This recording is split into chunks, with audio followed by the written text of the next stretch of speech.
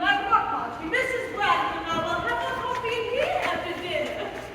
Yes, Mr. Condomine, Dr. Bradman will have theirs in the dining room. That's what it is. In your second dinner, Edith, remember to do it calmly and methodically. Very good. It is unnecessary to do everything at the double.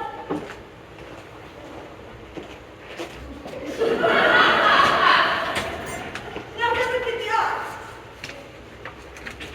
Not at the run, Edith. Yes, sir.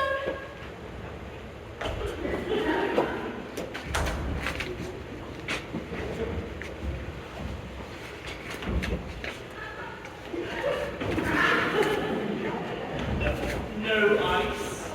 Now what do you suppose induced Agnes to leave us and get married?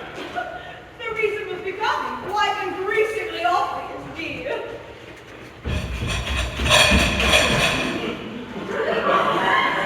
That's right, Edith. Put it on the table. Yes,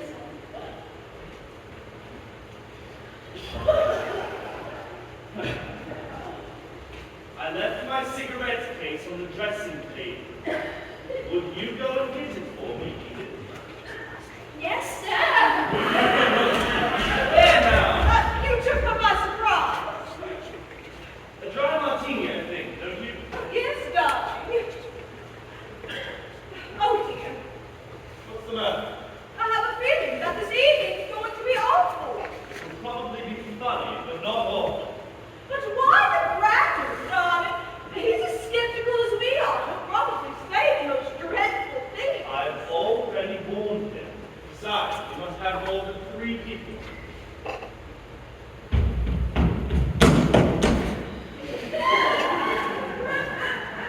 Thank you, Edith. Steady does. Yes, sir.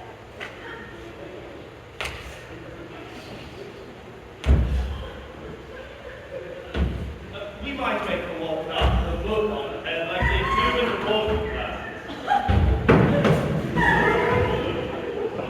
There you are. Try this.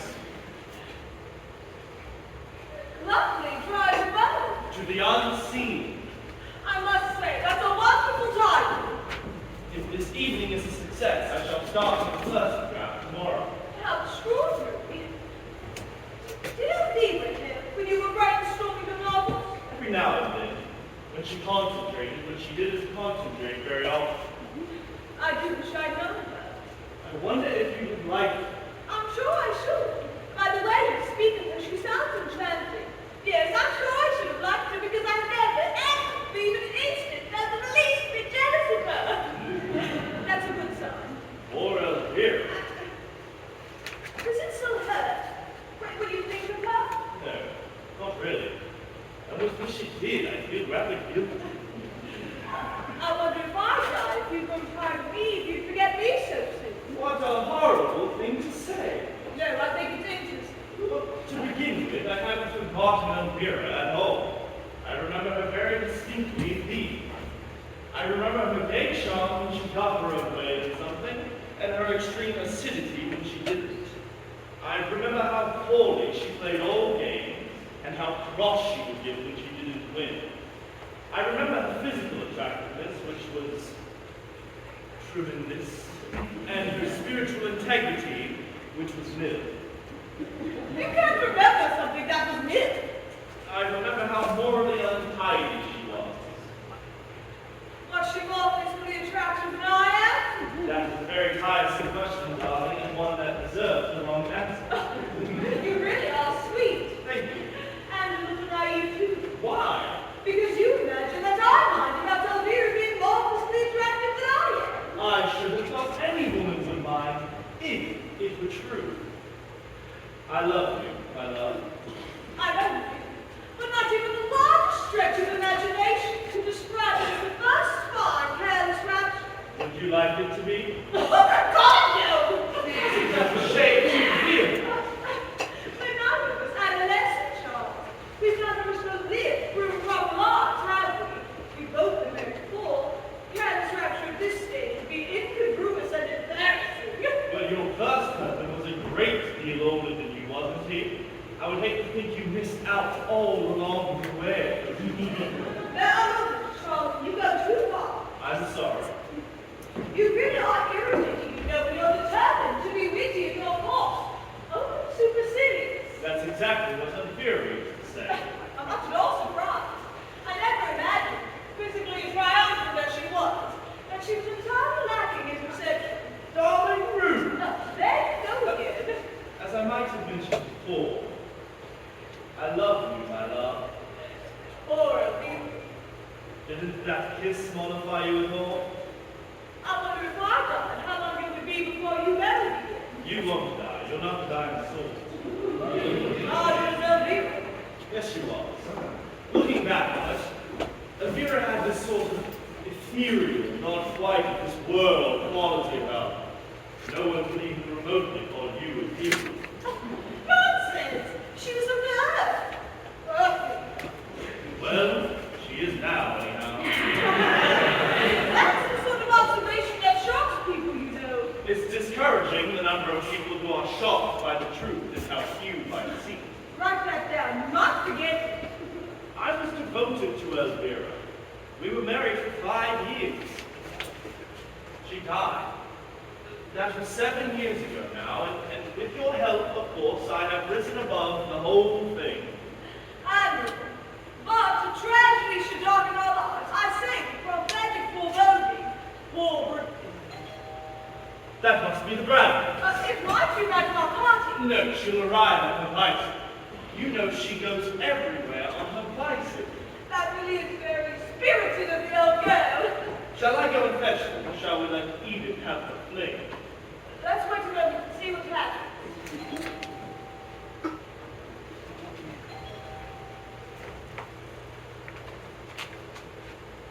Perhaps she didn't hear.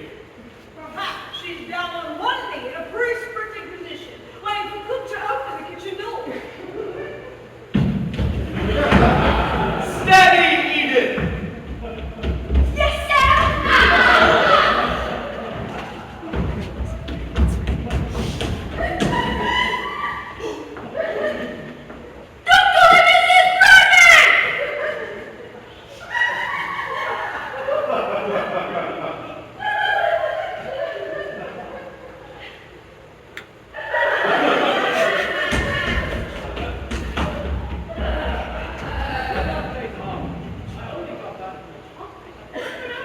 Not at all. Madame Arcati isn't even here yet. That must have been her we passed coming down the hill. I said I thought it was. That she won't be long now. It was so nice of you to have come. We've been looking forward to it. I feel really quite excited. I guarantee that violence will be good. I make a promise. There wasn't any need. I'm absolutely thrilled. I've only ever seen Madame Arcati 2 or 3 times in the century. I mean, I've never seen her do anything at all peculiar, if you know what I mean. A dry martini? By all means. She really is a strange woman. It was only a chance remark of the vicar's about seeing her up on a knoll on midsummer in these sorts of Indian robes that made me realize she was a sight for all. So I began to make inquiries. Turns out she's been a professional in London for 3 years. It is funny, isn't it? I mean, anybody doing it as a profession. I believe it's very lucrative. Do you believe that this is Condomine? Do you believe there's really anything genuine about it at all? No, I'm afraid not. I do find it interesting how easily people allow themselves to be deceived. But she must believe in it herself, mustn't she? Or is the whole business a fake? I suspect the worst. I believe she's a real professional charlatan. That's what I'm hoping for, anyhow. See, the character I'm working on for my book must be a complete imposter. It's one of the most important aspects of the story. What exactly are you hoping to get out of it? Jargon, principally, a few of the tricks of the trade. But we must act as though we believe implicitly, or else the overview won't play. Also, she might really mind. It would be cruel to upset her. I shall be as good as gold. Have you ever attended to her doctor? Professionally, I mean. Yes, she had influenza back in January. She's only an injured. Oh, good, you know. Here she is. She knows, doesn't she? About tonight. Not going to sprain all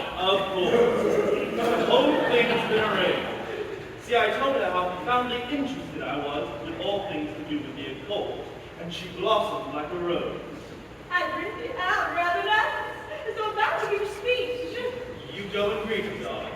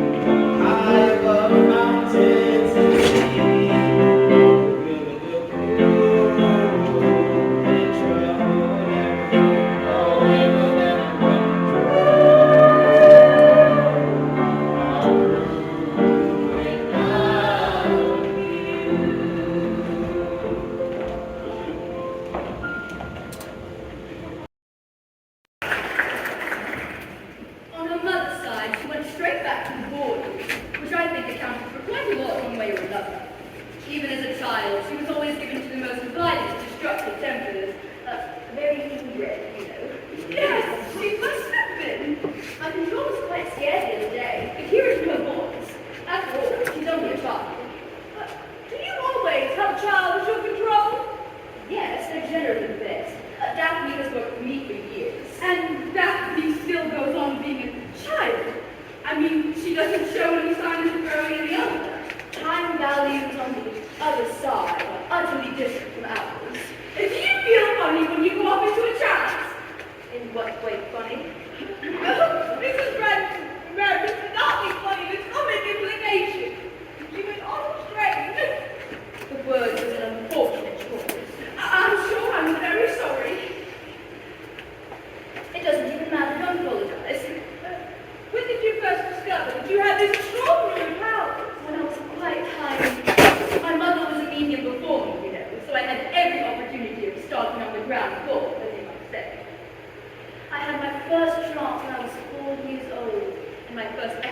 Cesnik manifestation when I was 5½.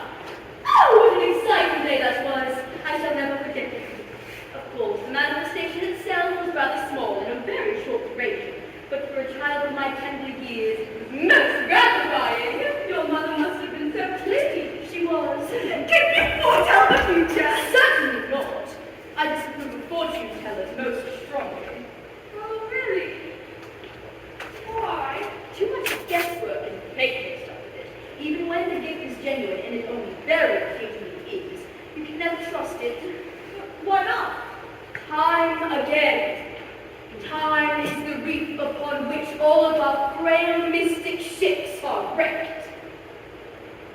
Really? Because it has never yet been proven that the past, the present, and the future are not one and the same thing. I long ago came to the conclusion that nothing has ever definitely been proven about anything. How very wise.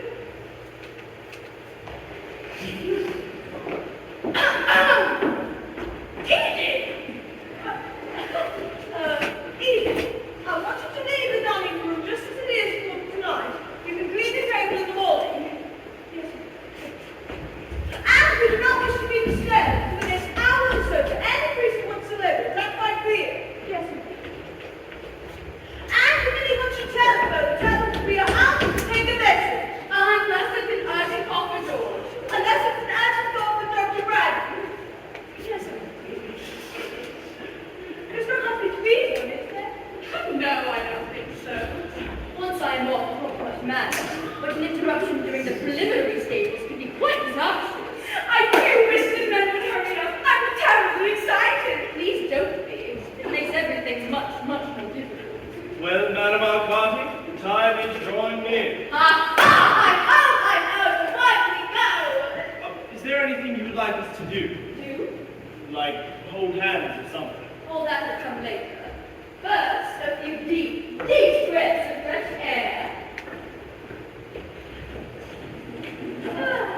You may hold on to yourselves if you wish. It won't disturb me in the least.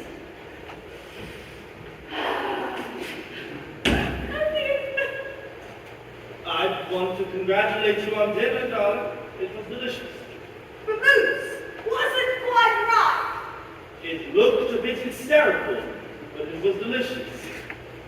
That cuckoo is very angry. I beg your pardon? I said that cuckoo is very angry. Listen.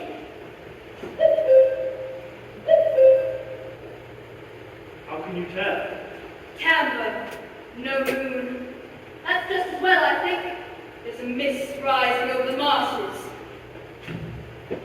Good night, you foolish bird! You have a table? Yes, we thought that this table would work.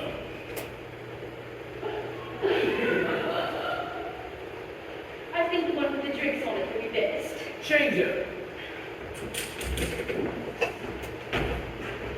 You did tell Edith we did not want to be disturbed. Oh, yes, darling. This is a moment I always hate. Are you nervous? Yes.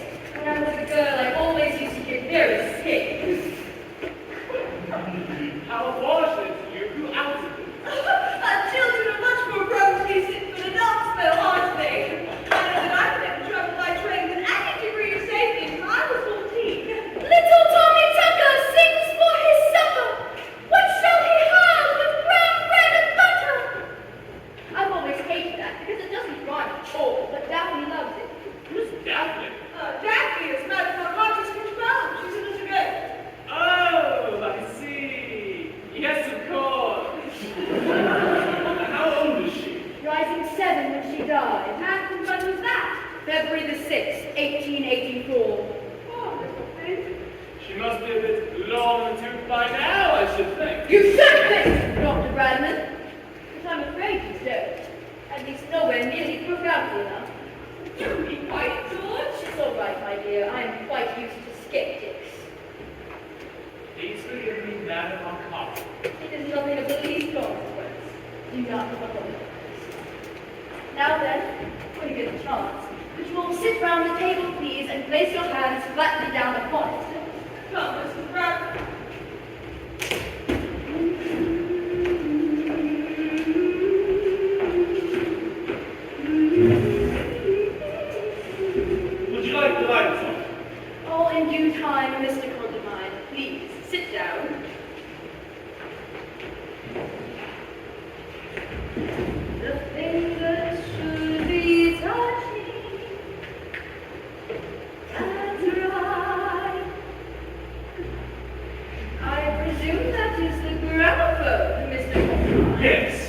something to start for you. Is this an electric one? Stay where you are, I can manage. All right. Let's see, what have we here? Brahms, heavens, no. Rachmaninoff. Where do you keep your dance music? Where the loose ones on the left. I'm afraid none of them are very new. Daphne has always been more attached to Irving Berlin more than anyone else. She likes to tune guitar. Here's one. Always. Always? Don't sit down, Charles. What's the matter? Nothing. Nothing at all. Now, there are a few things I would like to explain to you, so will you all please listen attentively? Of course. Presently, when the music begins, I shall then switch off the lights. I may walk about the room a little or lie down flat. In due course, I shall join you at the table and place between myself between you and your wife, Mr. Condomine, and rest my hands lightly upon yours. I must ask that you do not address me, or move, or do anything in the least disturbing. Is that quite clear? Perfectly. Now, of course, I cannot guarantee that anything happens at all. Daphne may be unavailable. She's had a rather bad head cold as of late. Poor child. On the other hand, a great many things might occur. One of you might have an emanation, for instance. Or we could summon a poltergeist, which would be very noisy and destructive. In what way destructive? They throw things, you know. No, I didn't know. Well, we must cross that bridge when we get there, mustn't we? Yes, of course. Fortunately, an elemental at this time of year is most unlikely. What do elementals do? Oh, my dear, one can never tell. They're dreadfully unpredictable. They usually come in the form of a very strong, cold wind. I don't think I should like that. Occasionally reaching almost hurricane velocity. You don't think it would be a good idea to take the more breakable ornaments off of the mantelpiece before we begin? That will not be necessary, Mrs. Condomine. I assure you I have my own methods for dealing with elementals. I'm so glad! Now, are you all ready to clear your minds? Do you mean with a thing of nothing? Absolutely nothing is going to matter.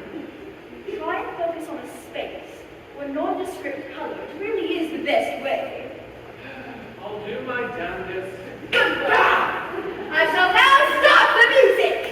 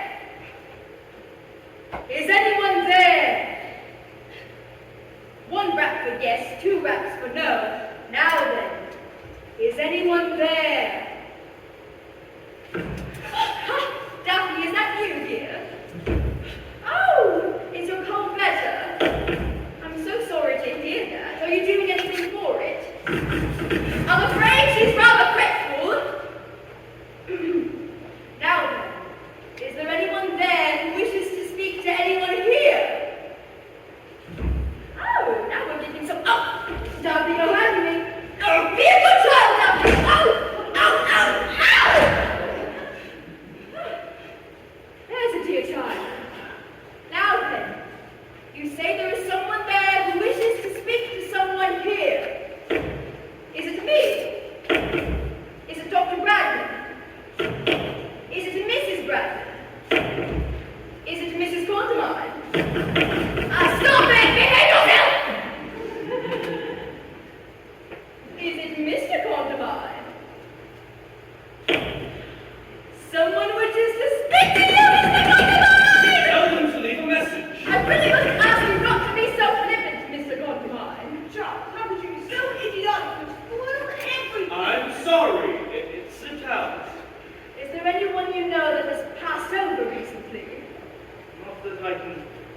my brother in the civil service, but I don't think he'd want to speak to me. We hadn't spoken for many years. Are you Mr. Condomine's brother from the civil service? Well, I'm afraid you've gone blank. Can't you think of anybody else? No. No. How disappointing! Just as we're getting along so nicely. Violet, be quiet. I'm afraid there's nothing for it but for me to go into a trance. I had been hoping to avoid it, you know, because they can't be so exhausting. However, what must be, must be. Excuse me while I start the gramophone game. Not always, Madam Arcati. Don't play always. Why, I'm not, child. Don't be upset. I'm afraid it must be, Mr. Condomine. It would be imprudent to change horses in midstream, if you know what I mean. Certainly. By all means. Little Tommy Tucker sings for his supper. What shall he have but brown bread and butter? That must be happening. Animals out. George, please! Oh my God! Keep still, Charles! It's trying to get away! I can't hold it! Press no hard! I'm gonna pick it up holding it where it is! How the hell do I know? There's no need to snap at me! Leave it where it is. Who said that? Who said what? Someone said leave it where it is. Nonsense, dear! No, I heard it distinctly. Well, no one else did, did they? I never heard a sound. It's you, Ruth. You're playing tricks. I'm not doing anything of the sort. Good evening, Charles. Ventriloquism. That's what this is, ventriloquism. What is the matter with you? You mean to tell me that none of you heard that? What? You mean to sit there solemnly and tell me none of you heard that? I didn't hear anything. And neither did I. Oh, I wish I had. I would have loved to hear something. It's you, Charles. You're the one who's playing tricks. You're acting to try and frighten us. I'm not. I swear I'm not. It's difficult to think of what to say after 7 years, but I suppose good evening is as good as anything else. Who are you? Elvira, of course. Don't be so silly. That's it. Entertainment's over. Everybody else. Charles, how tiresome of you. Just as we were beginning to enjoy ourselves. Never again. That's all I can say is never again. Did you really hear anything that we didn't? No! Everyone's only joking.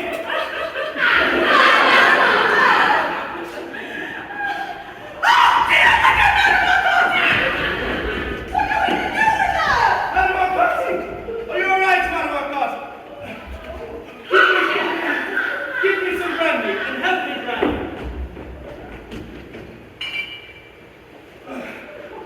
Wait. Little Tommy Tucker! Hurry up with the brandy!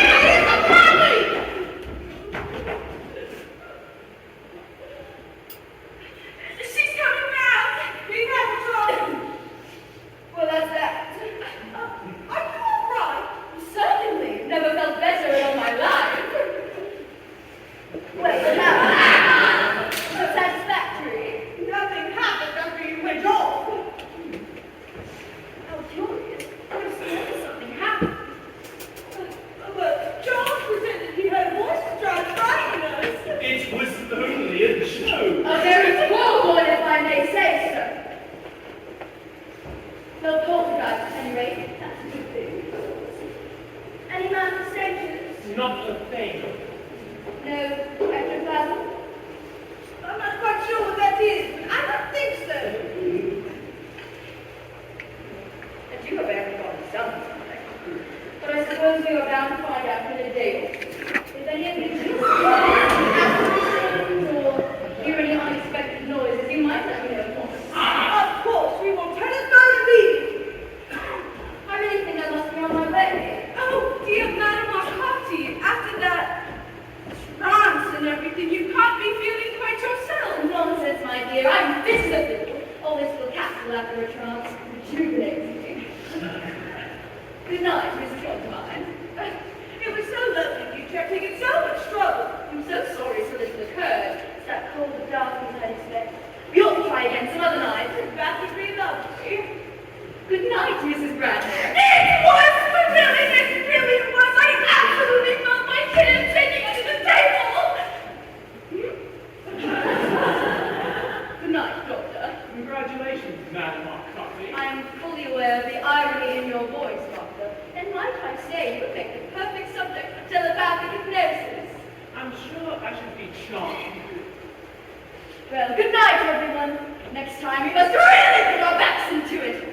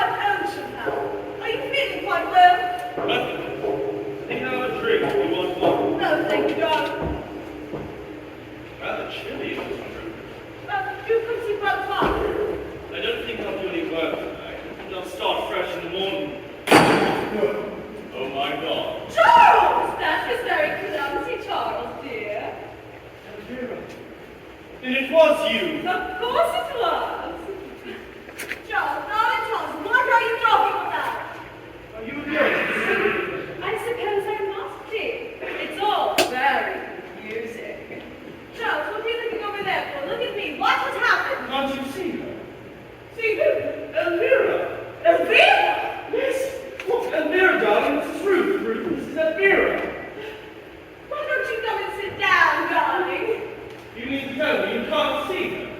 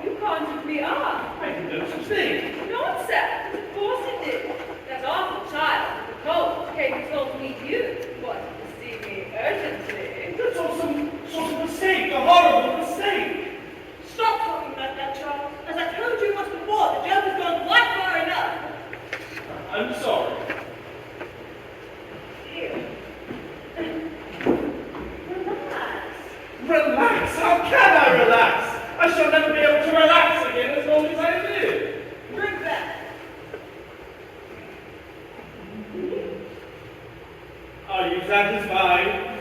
Now sit down. Would you like some more brandy? Yes. Very unwise. You always had a weak head. I could drink you under the table. There's no need to be aggressive, Charles. I'm only doing my best to help you. I'm sorry. Here, drink this, and then we can go to bed. Get rid of her, Charles. Let her talk in peace. That is a thoroughly immoral suggestion. You ought to be ashamed of yourself. What's immoral in that? I wasn't talking to you. Who are you talking to? Elvira, of course. To hell with Elvira. There now.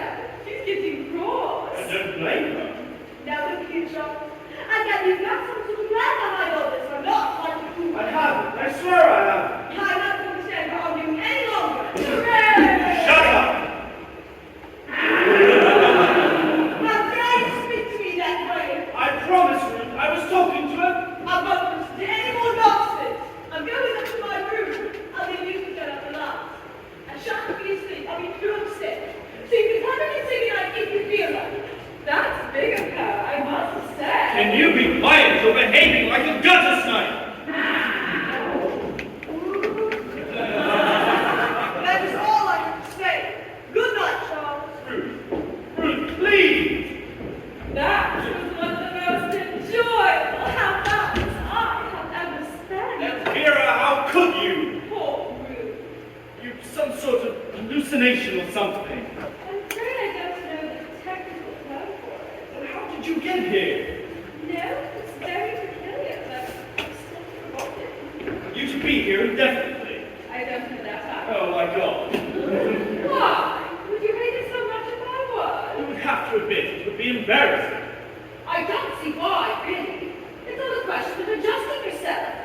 Anyhow, I think it's horrid of you to be so unwelcoming and disagreeable. Now see here, Elvira. I do. I think you're mean. Try to see my point a little.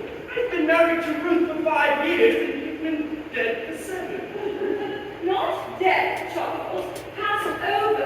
It's considered vulgar to say dead where I come from. Passed over then. I don't believe you love me anymore. I shall always love the memory of you. I really am a little hurt. You called me back, and at great inconvenience I came, and you've been thoroughly churlish ever since I arrived. I most emphatically did not call you back. There's been some sort of mistake. Well, somebody did, and that child said it was you. I remember, I was playing backgammon with a very sweet old gentleman. I believe his name was Genghis Khan, and I just threw up the 6s. And then the child came to me, and the next thing I knew, I was in his room.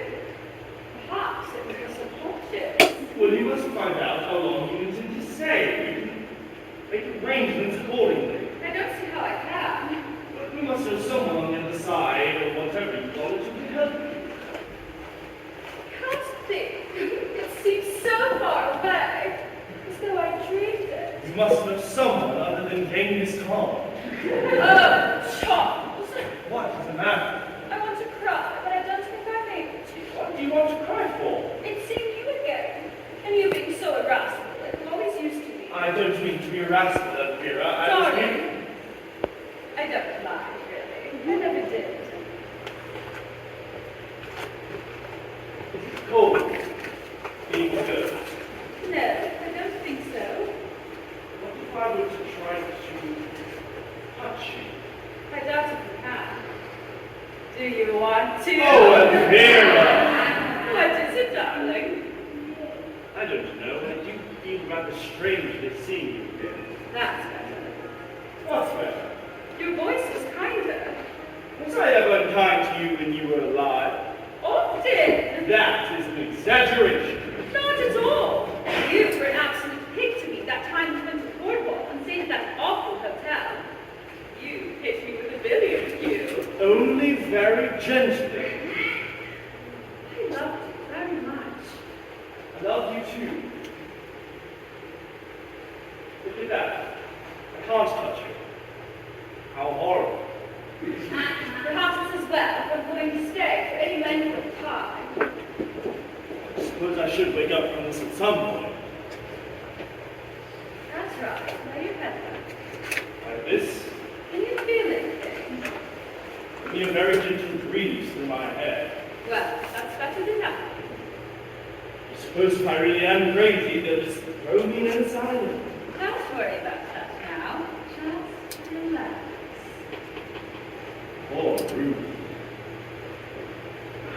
To hell with Ruth.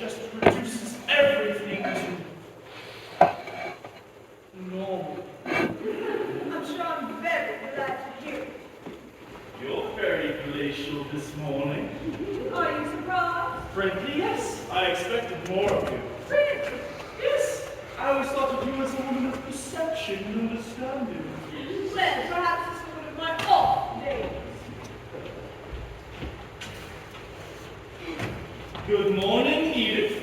Good morning, sir. Feeling fit? Yes, sir. Thank you, sir. How's cook? I don't know, sir.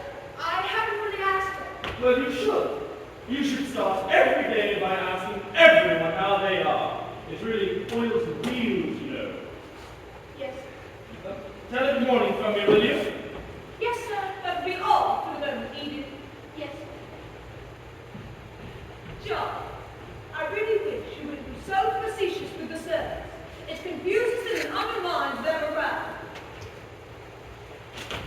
I take back what I said about it being a good morning. It's a horrid morning. You'd better eat your breakfast while it's hot. It isn't. Now look here, John. In your younger days, this display of British flippancy might have been alluring. In the middle-aged novelist, it's nauseating. I don't see what I've done that's so awful. You behaved remarkably last night. You wounded me and insulted me. I was the victim of an aberration. Nonsense, you were drunk. Drunk?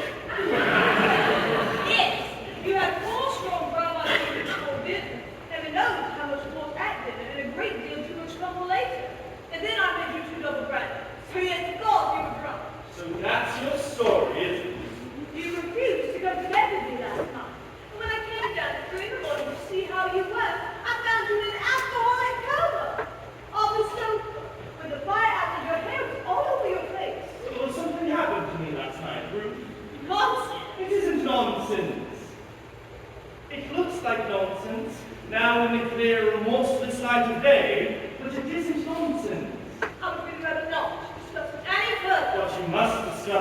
very disturbing.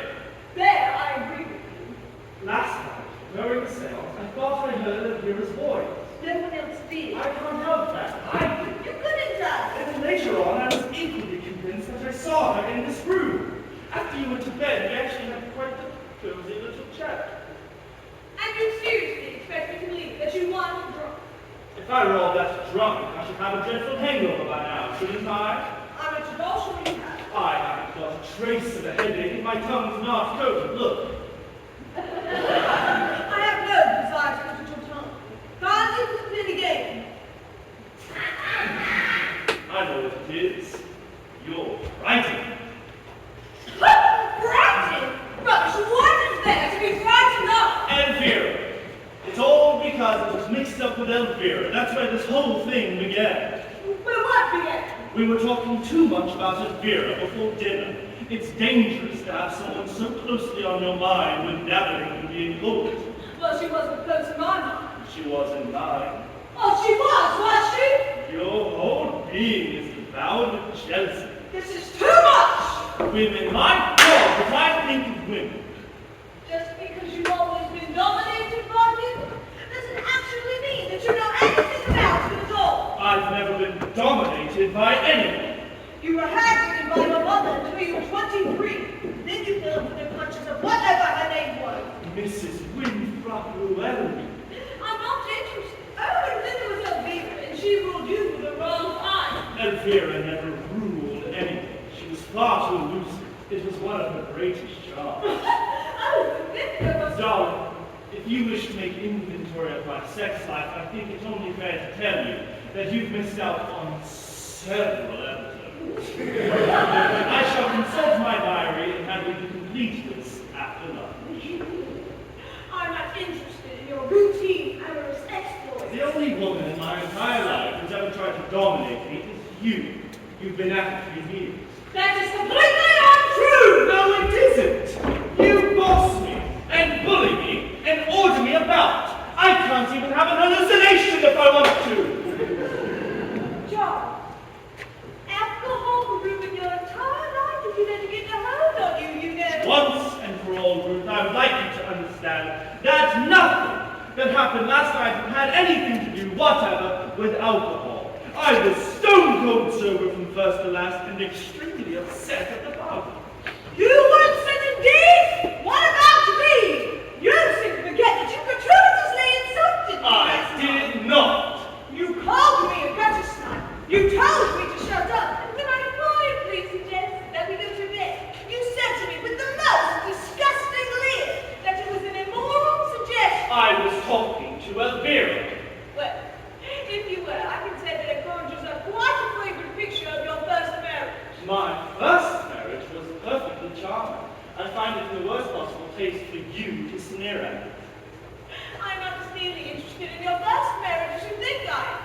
It's your second marriage that is absorbing me at the moment. It seems to be on the rocks. Only because you insist on taking up this ridiculous attitude. My attitude is that of any normal woman whose husband gets drunk and hurls abuse at her. I was not drunk! Be quiet, they will hear you in the kitchen. I don't care if they hear me in Folkestone Hall! I was not drunk! But cry yourself down! Can I have a reason? Let me see. Oh.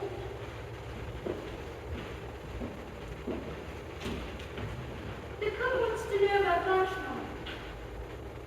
John, dear, will you be for lunch? Oh no, don't worry about me. I shall be perfectly happy with a bottle of gin in my bedroom. Don't be silly. Tell cook we shall both be in for lunch. Yes, sir.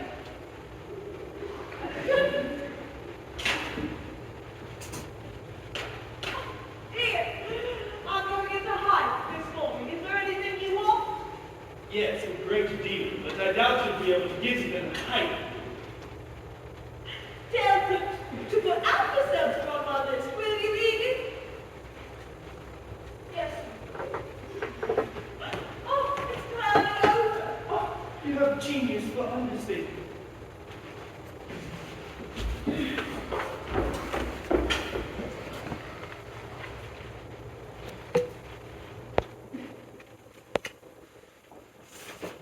Be reasonable, Ruth.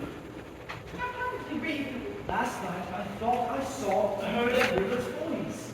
You put up with it for 5 years. And I could have sworn that I saw her. You couldn't have seen her. I know I couldn't have, but I did. And I begin to imagine that you did. That's what I've been trying to tell you. There's obviously something wrong. Exactly. There's something wrong with me. There is something fundamentally wrong with me. That's why I've been imploring your sympathy, but instead you've given me nothing but a sterile temperance lecture.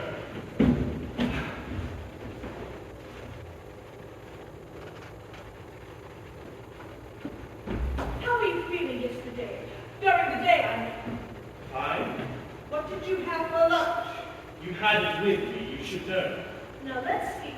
There was that lemon soda and that cheese thing. Why would having the cheese thing make me see my deceased wife after dinner? You never know, it was rather rich.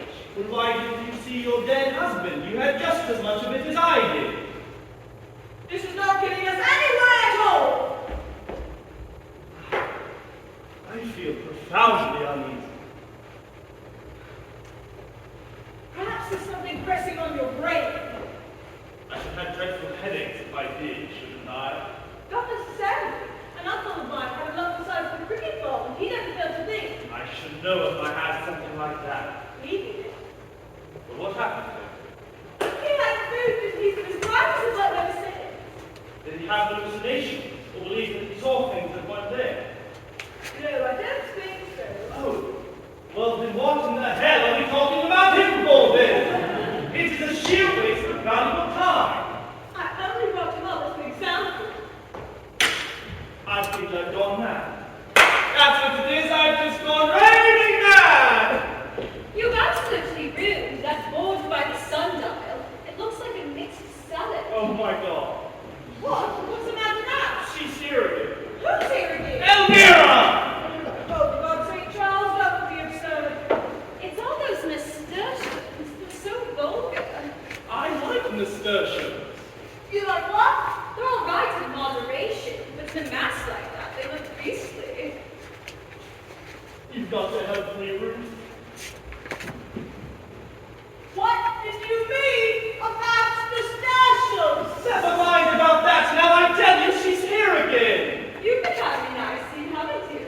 I can hear you right down the garden. Mind your own business. Well, if you've been behaving like a lunatic, isn't my business, then I don't know what is. I expect it was about me, wasn't it? I know I ought to feel sorry, but I'm not. I'm delighted. You are so inconsiderate. Inconsiderate? I like that, I must say. No, Ruth, listen. I don't believe a word but your damn hallucination. You're up to something, Charles. There's been a certain furtiveness in your mannerisms for weeks. You're wrong. You're dead wrong. I haven't been in the least furtive. You're trying to upset me.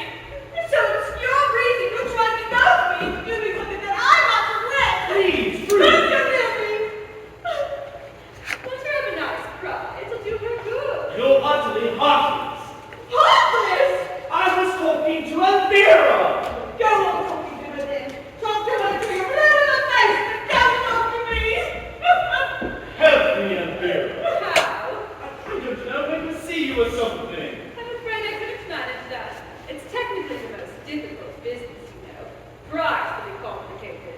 Takes years of study. But you are here, aren't you? You're not an illusion. I may be an illusion, but I'm most definitely here. The next time you come and visit me, I'll do what I know. I've never been treated so rudely. I don't mean to be rude, darling. I'm merely saying. It's your own fault for having married Ruth. If she had a brain, real sympathy or affection. She'd believe what you told her. Joe? Yes. I'm awfully sorry for I crossed you. But don't. I understand everything now. I do really. You do. Yes, of course. Look out, she's up to something. Be quiet. Very well, dear. We'll all be quiet, won't we? We'll be as quiet as little mice. Listen to me.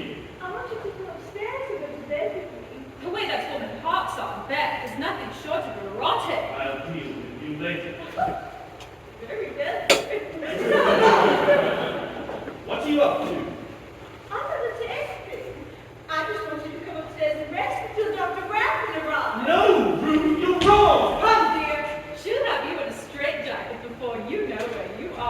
Elvira.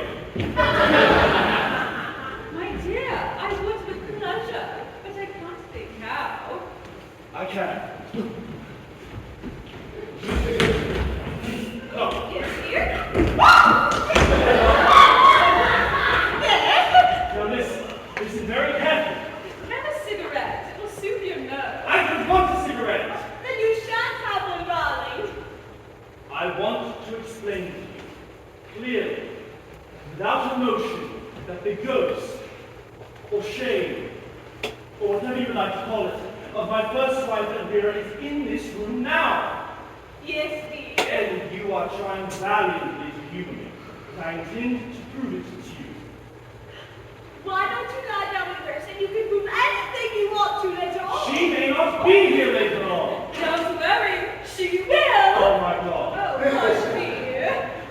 You'll help me, won't you, Elvira? That all depends on what it is. Please, for me. All right, I will. Ruth, now you see that bowl of flowers on the piano? Oh, yes, dear, I did it myself this morning. Very untidily, if I may say so. You may not. Oh, very well, dear, I shall never do it again, I promise. Elvira is now going to move that bowl of flowers to the mantelpiece and back again. You will, won't you, Elvira? All right, just this once. Now, Ruth, watch carefully. Yes, dear. Go on, Elvira.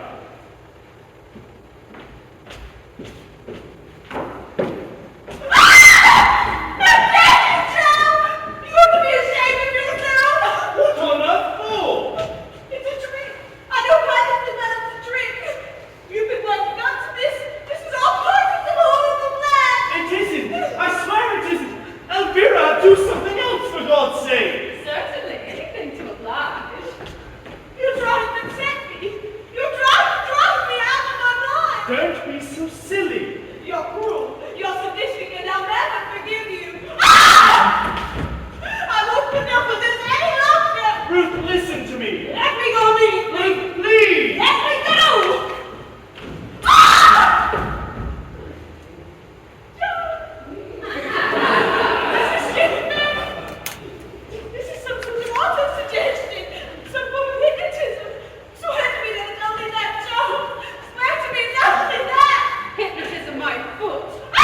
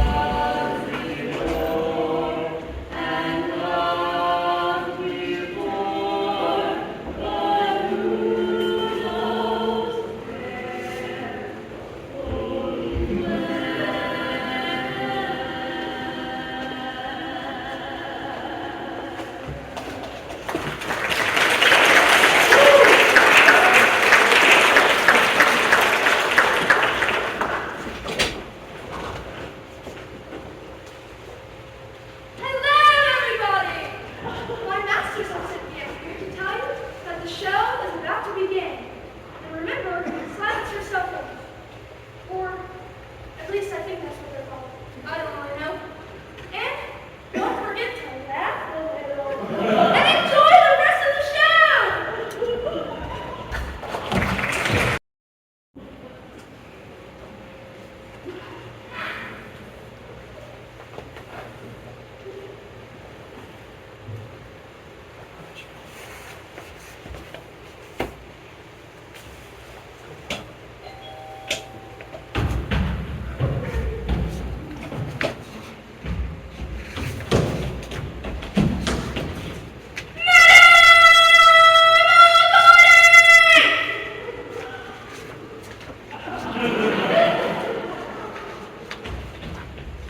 My dear Mrs. Condomine, I came directly after I got your message. I'm so glad. Will you have some tea? China or Indian? China. Good. You can never touch Indian. It upsets my vibrations. Do sit down. Thank you. I find this room very interesting indeed. Noticed it the other night. I'm not at all surprised. 2 lots of sugar, please, and no milk chocolate. I'm profoundly disturbed about our party. They're much your head. I thought as much. What's the sandwiches over there? Cucumber. Couldn't be better. Fire away. That's awfully difficult to explain. Facts first, explanations afterwards. It's the facts that's difficult to explain. They're fantastic. Facts very often are fantastic. But my reply to that is really deep due. Yes, I'm quite sure you're right. There are more things in heaven and earth that can be dreamt of in your philosophy, Mrs. Condomine. There certainly are. Come then, out of it. You heard strange noises in the night, no doubt. Is that it? No, I'm afraid it isn't. No sudden gusts of cold wind, I hope. It's much worse than that. I'm all attention. I know that it sounds idiotic, but the other night during the seance, something happened. I knew it! Probably a poltergeist, but enormously cunning, you know. You know, my husband was very full. I've heard it mentioned. His first partner, Deel, died, comparatively young. Where? Here, in this house, in this very room. Woo! I'm beginning to see daylight. She was convalescing after pneumonia, and one evening she started to laugh helplessly at one of the BBC music programs, and suddenly died of a heart attack. And she manifested here the other night after I had gone. Not to me, but to my husband. Capital! Oh, but that's splendid! A triumph of genuine materialization! Please, do sit down, Madam Arcati. How could anyone sit down at a moment like this? It is tremendous! Haven't had success like this since the sun was. And blessed, I must insist upon you sitting down and trying to control your natural exuberance. Your achievement has made my position in this house untenable. I hold you entirely responsible. Do forgive me, Mrs. Condomine. I've been abominably selfish. How can I help you? By sending her back immediately to where she came from, of course. I'm afraid it's easier said than done. Do you mean that she is liable to stay here indefinitely? It's difficult to say. Largely depends on her. But Madam Arcati, Where is she now? my husband has driven her to Folkestone. Apparently there is someone who she is eager to see staying at the Run. Forgive me this formality, Mrs. Condomine, but I shall have to make a report to the Society for Psychical Research. I would be much obliged if no name to mention. The report will be entirely confidential. This is a small village, as you know, and gossip would be most undesirable. I quite understand, Mrs. Condomine. Now then, you say she's visible only to your husband? Yes, Visible only to husband? Audible too, I presume. extremely audible. Extremely audible. Your husband was devoted to her? Yes, it seems so. Husband devoted! It was apparently a reasonably happy marriage. How long ago did she pass over? 7 years ago. Aha! She must be on the waiting list. The waiting list? Yes, otherwise she would have got far past the materialization stage by now. She must have marked herself down for a return visit, which she would not have been able to manage were it not for a very strong, influential force. Do you mean that Charles, my husband, wanted her back all that much? Possibly. Though it could have also been a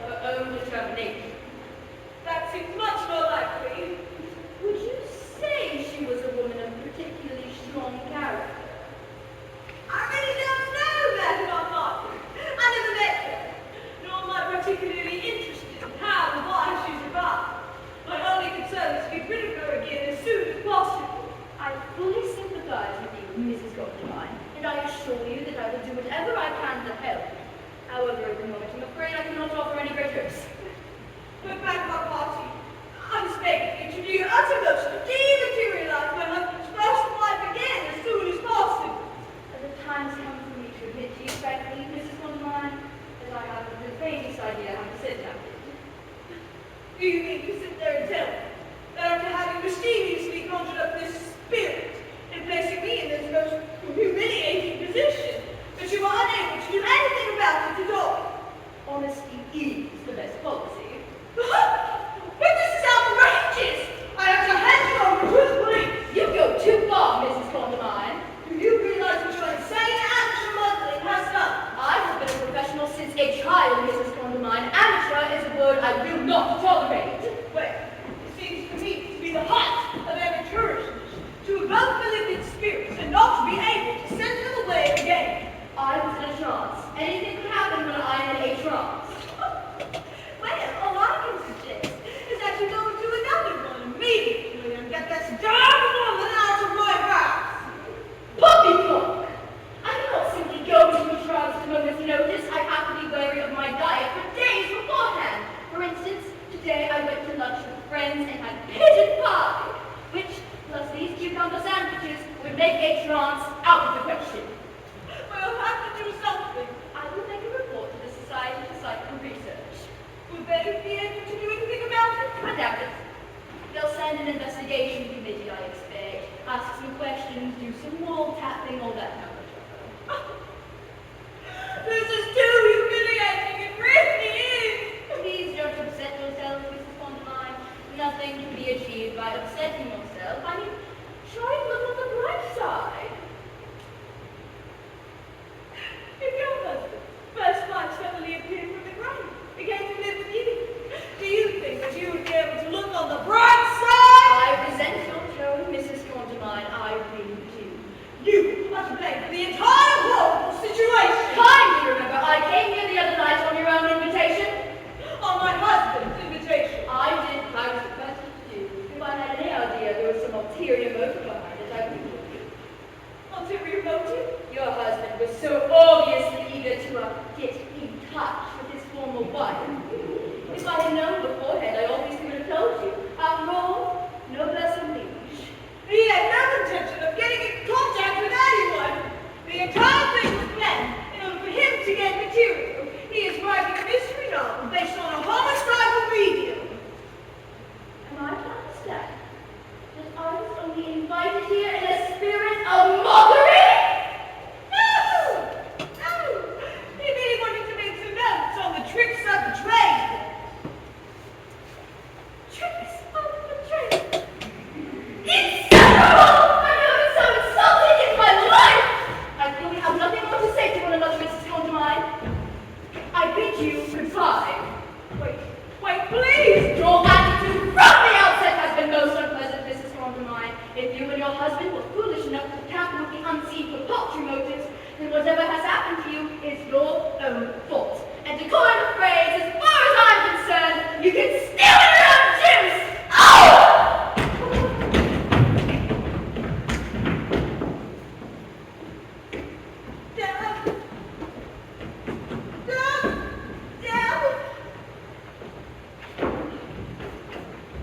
What's this Madame Arcati doing here? We were having tea. Did you ask her?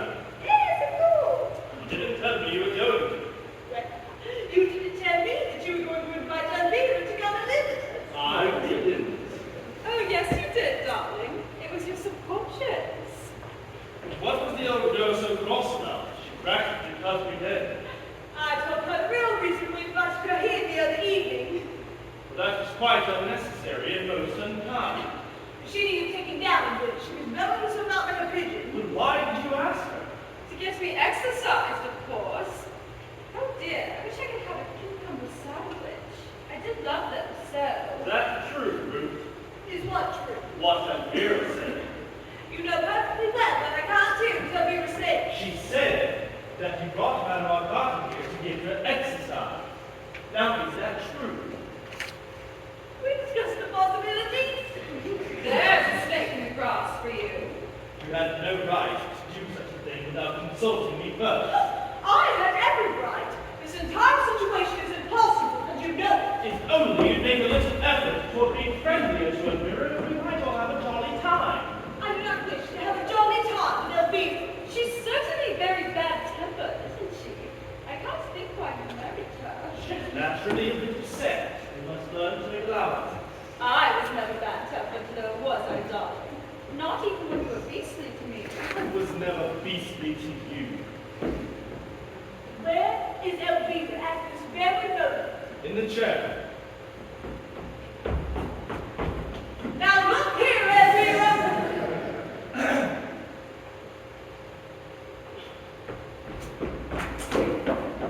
I shall have to call you Elvira, shan't I? I can't very well go on saying Mrs. Condomine. It shall sound too silly. I don't see why. Did she say anything? She said she'd like nothing better. You really are sweet, Charles, darling. I worship you. I want to be completely honest with you, Elvira. Hold on to your hats, boys! Yes, I do admit that I did invite Madame Arcati here with a view to get you exercise. But I feel as though if you were in my position, you would have done exactly the same thing, wouldn't you? I shouldn't have done it so obviously. What did she say? She just nodded and smiled. That really is very kind of you, Elvira. I want, before we go any further, to ask you a great question. Why are you really here? I came because the power of Charles' love enticed me, didn't it, my sweet? What did she say? She said she wanted to see me again. Well, surely she's not that, hasn't she? We can't be inhospitable, Ruth. I have no wish to be inhospitable, but I would like to know exactly how long you intend to stay, Elvira. I don't know. I really don't know. Isn't it awful? She says she doesn't know. Well, surely that's a little inconsiderate. Didn't the old spiritualist have any constructive ideas about getting rid of me? What did Madame Arcati say? She said she couldn't do a thing. Hooray! Don't be upset, Ruth dear. We will soon adjust ourselves. We must admit it's a unique situation. We might be able to get a little fun out of it. Fun! Charles, how could you? You must be out of your mind! Not at all. I thought I was at first, but now I believe I'm beginning to enjoy myself. No! She's off again. You really mustn't be so callous, Elvira. Try to have a little sympathy. I suppose you've done something insulting. Nothing of the sort, dear. Now look here, Elvira! She's over by the window now. Why the heck did she stay in the same place? Temper again. My poor Charles. What a terrible life you must lead. Do shut up, darling. You will only make everything worse. Who was that darling addressed to? Her or me? Both of you. Oh, this is intolerable! Please don't go into another state. It's too much. She has the advantage of being able to say whatever she wants without me being able to hear her. But she can hear me all right, can't she? Without any modified interpreting? Modified interpreting? I don't know what you mean. Oh, yes, you do! You haven't once told me what she's really said. You wouldn't dare! And judging by her photograph, she seems to be the type of person to use the most unpleasant language. Now, Ruth, you are not to talk like that. I'm making polite conversation also after dinner last night, at breakfast and lunch today. And it's been a nightmare. If, since our family arrived here, she has shown the slightest sign of madness, the slightest sign of breathing, I might have felt different towards her. But no! All she has done is try to make mischief between us and have private interviews about me. I'll let you know in the house to yourself, so you can joke and gossip to your heart's content. Ruth,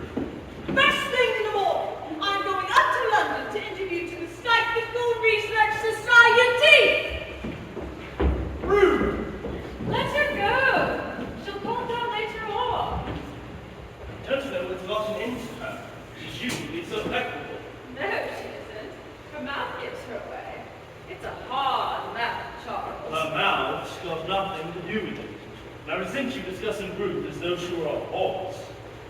Do you love her? Of course I do. As much as you love me? Don't be silly, that's all entirely different. I'm so glad. Nothing could have ever been quite the same, would it? You always behave very badly, Elvira. Oh, Charles! I'm grieved to see that your sojourn in the other world hasn't improved you in the least. Go on, darling, and love I'm now going up to talk to Ruth. Cowardly custard! Don't be idiotic. I cannot just leave her that way. You must learn to have sympathy. She should learn to be more adaptable. She probably will in time with a bit of the shock. Has it been a shock for you too, darling? Of course it has. A nice shock? What do you want, Elvira? What? I don't know what you mean. I remember whenever you were overpowering me to yawn, it usually meant that you wanted something. It's hard for you to be so suspicious. All I want is to be with you. But you are. I mean in love, darling. If you go up and pound the roof and swarm her over, then she'll come bouncing down here and a lovely, quiet evening together with you spoiled. You're incorrigibly selfish, Elvira. Well, I haven't seen you in 7 years. It's only natural that you want some time alone. To talk a little time. But I'll let you go. You really believe it's your duty. Of course it is. Then I don't mind. You're disgraceful, Elvira. You won't be long, will you? You'll come down again very soon? I shall probably dress for dinner. Darling, you don't have to dress. For me. I always dress for dinner. What are you going to have? I should like to watch you eat something really delicious. Be a good girl now, and you can play the gramophone if you like.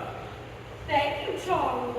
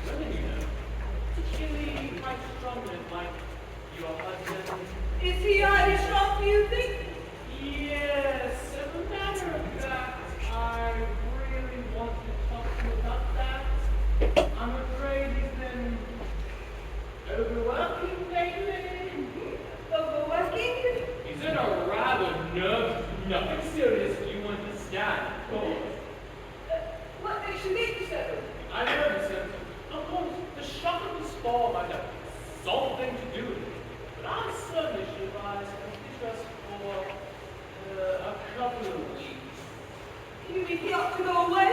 I do. The change of atmosphere works wonders. What symptoms did you notice? Nothing to be unduly alarmed about.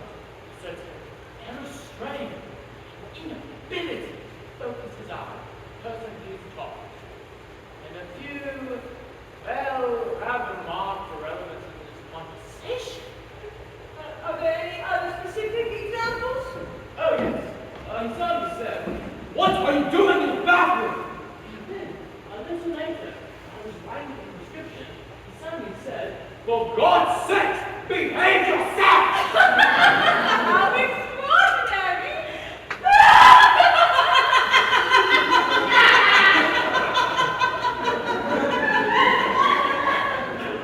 Yes, he often does that when he's trying to immerse himself in a book. Oh, I am not in the least perturbed about it, really. But I do think a rest and change of atmosphere would be a good idea. Thank you, Doctor. Would you like some sherry? No, thank you. We really must be on. How was poor Edith? Be all right in a few days. She's still recovering from it. It is funny, isn't it, that both your housemates and your husband should fall on the same day? That's funny, isn't it? Yes, that sort of thing amuses you. Of course, I do not mean it like that, Mrs. Condomine. Well, my dear, you're talking too much. You are horrid, George. Goodbye, Mrs. Condomine. Goodbye. I'll pop in at the boat station sometime tomorrow morning. Thank you so much.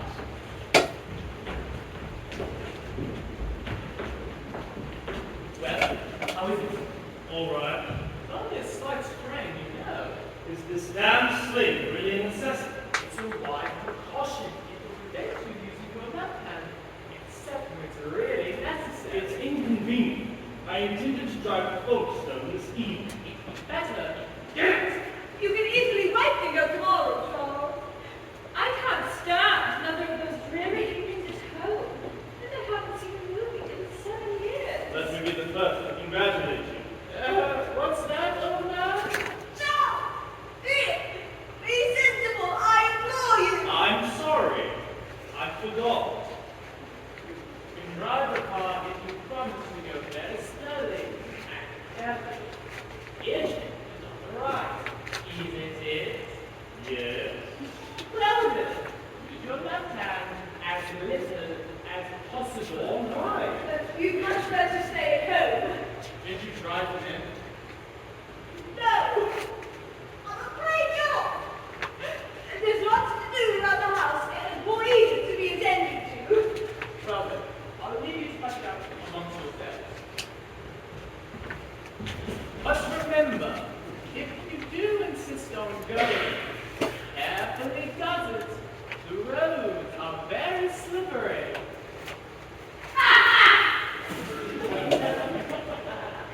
Go on, Violet. Goodbye again. Goodbye, Mr. Condomine.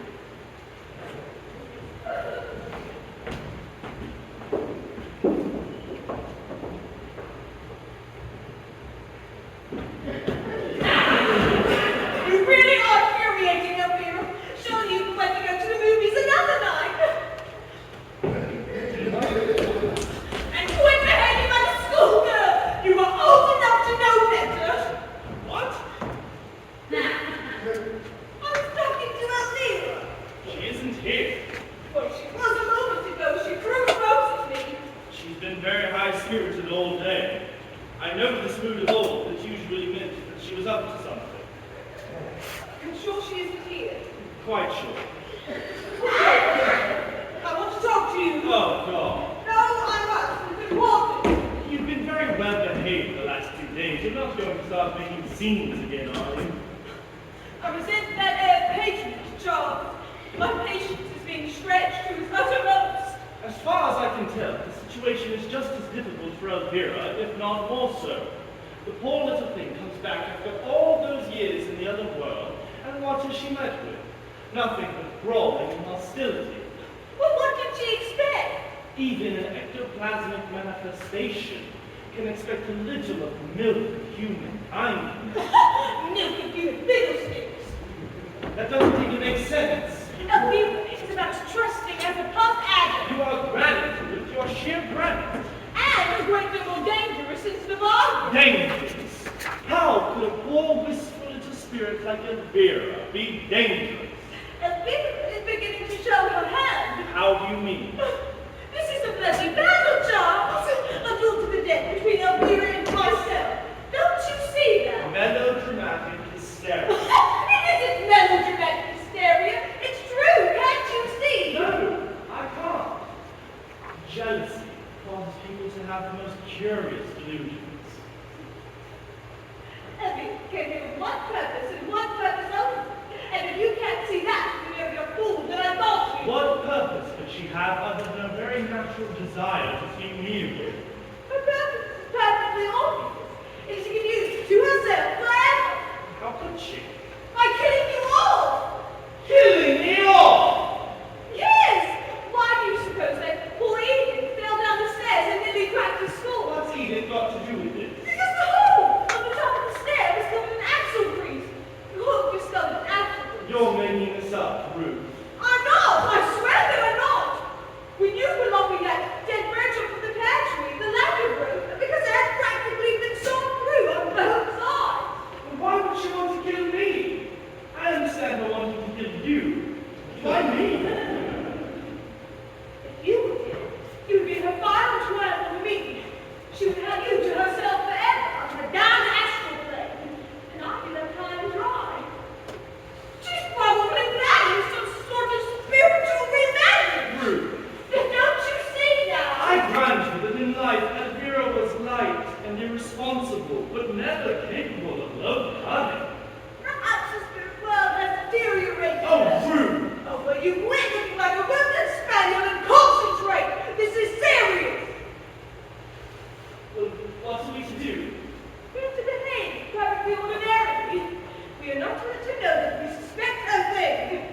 I'm going to go see Madame Arcati.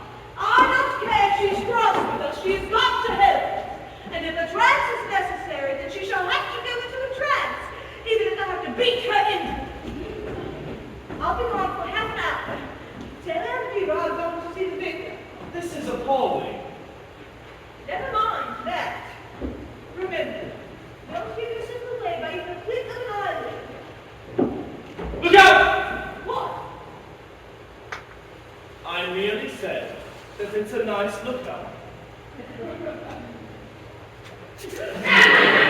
What's a nice lookout? The weather, Elvira. I find it difficult to believe that you and Ruth can't think of anything more interesting to talk about than the weather. I can't stand this anymore. I really can't. Has she broken out again? What did she say? She'd asked if you'd broken out of it. How dare you speak like that to me, Elvira? Now then, Ruth. Charles and I were not talking about the weather, as you so shrewdly suspected. I should know you to think that we kept every secrets from you. So, I will tell you exactly what we were talking about. I was trying to convince Charles to not drive me to Folkestone this evening. It would be bad for his arm and he could easily wait and go tomorrow. But, as he seems to want to place your wishes above mine and everything, I have nothing further to say. I sure hope that you both enjoy your time together. Now then. Oh, Charles, have you been beastly to her? No, Ruth doesn't like being thwarted any more than you do. She's a woman of sterling character. It's a pity she's so ungiving. I told you I resent you discussing Ruth with me. It makes me uncomfortable. I won't mention her again. Are you ready? For what? To go to Folkestone, of course. I want a glass of sherry, though. I don't believe you want to take me at all. Of course I wanted to take you, but I still think it would be better if we went tomorrow. It's a dreadful night. How familiar this is! In what way familiar? All throughout our married life, I need only to suggest something for you to immediately start hedging me off. I am not hedging heading you off. I was merely saying... All right. We'll spend another cozy, intimate evening at home, with Ruth sewing away at that hideous table center and snapping at us like a terrier. Ruth is perfectly aware that the table center is hideous. It is a gift for her mother. It's no use defending Ruth's taste to me. It's thoroughly artsy craftsy. You know it. It is not artsy-craftsy. She's ruined this room. Look at those curtains. And that awful shawl on the piano. Lady McKinley sent that to us from Birmingham. Obviously because it had been sent to her from Birmingham. If you don't behave yourself, I shan't take you in the Folkestone ever. Please, Charles, don't be elderly and proud. Please, let's go now. Not until I finish my share. You are tiresome, darling. I've been waiting about for hours. In a couple more minutes, it won't hurt. So very well. Besides, the car won't be back for at least half an hour. What do you mean? We've taken it into town to see Griffin. What? Stop her! You must stop her! Why? What for? Go out and stop her immediately! It's too late now. I heard her go a couple minutes ago. Oh my God. What have you done?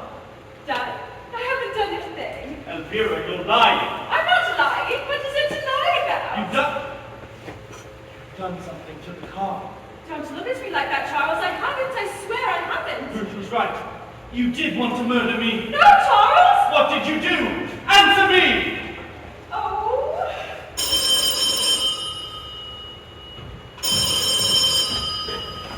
Hello. Yes, speaking. Oh my God. All right, bottom of the hill. Thank you.